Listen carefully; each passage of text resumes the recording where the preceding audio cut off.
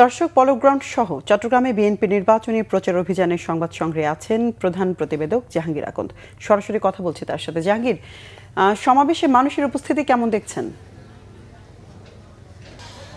যেবা কিছুক্ষণ আগেই সমাবেশটি বিএনপির নির্বাচনী জনসভাটি যেটি পলো গ্রাউন্ড মাঠে ছিল সেটি শেষ হয়েছে এবং বিএনপির চেয়ারম্যান তারেক রহমান সেখানে বক্তব্য রেখেছেন এবং তিনি আগামী দিনের যে নির্দেশনা তিনি তুলে ধরেছেন নেতাকর্মীদের উদ্দেশ্যে, জনগণের উদ্দেশ্যে।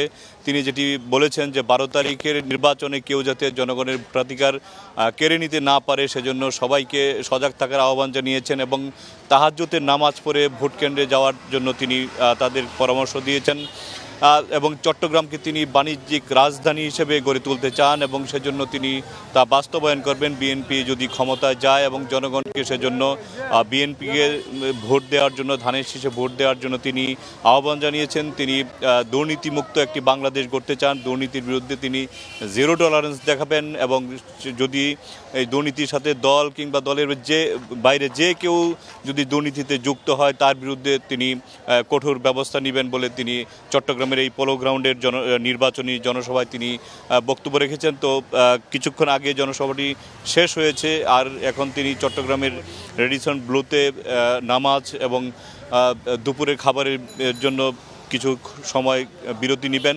তারপরে তিনি ফেনীর উদ্দেশ্যে যাত্রা করবেন। ফেনীতে তার আরেকটি নির্বাচনী জনসভা রয়েছে, তারপর কুমিল্লাতে 3টি এবং সর্বশেষ কাঁচপুর বালুর মাঠে আরেকটি জনসভার মধ্য দিয়ে তার এই চট্টগ্রামের থেকে যেই নির্বাচনী জনসভা শুরু হয়েছে সেটি শেষ হবে।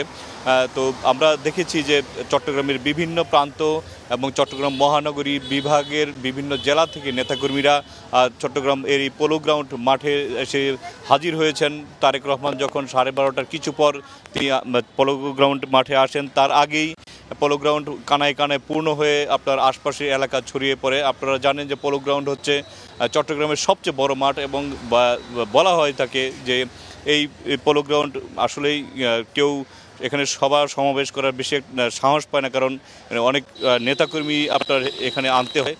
তো বিএনপি নেতারা বলেছিলেন যে 20 লাখের মতো জনসমাগম হবে। আমরা দেখেছি যে পলো গ্রাউন্ড ছাড়িয়ে আশপাশের এলাকা জনসমুদ্রে ছড়িয়ে পড়েছে এবং এর আগে যেটি উদাহরণ হিসেবে বলা যায় যে বিএনপি চেয়ারপারসন বেগম খালেদা জিয়ার ঠিক একই সময় পলো গ্রাউন্ডে বিশাল জনসমাবেশ হয়েছিল এবং আজকে তারেক রহমান মায়ের পথ অনুসরণ করে তিনি যে কতটা জনপ্রিয় মানুষের কাছে সেটা আজকে আরও প্রমাণিত হয়েছে। তো এখন তারেক রহমান আর কিছুক্ষণের মধ্যেই তিনি ফেনীর উদ্দেশ্যে যাত্রা করবেন, সেখানে নির্বাচনী জনসভায় ভাষণ দিবেন।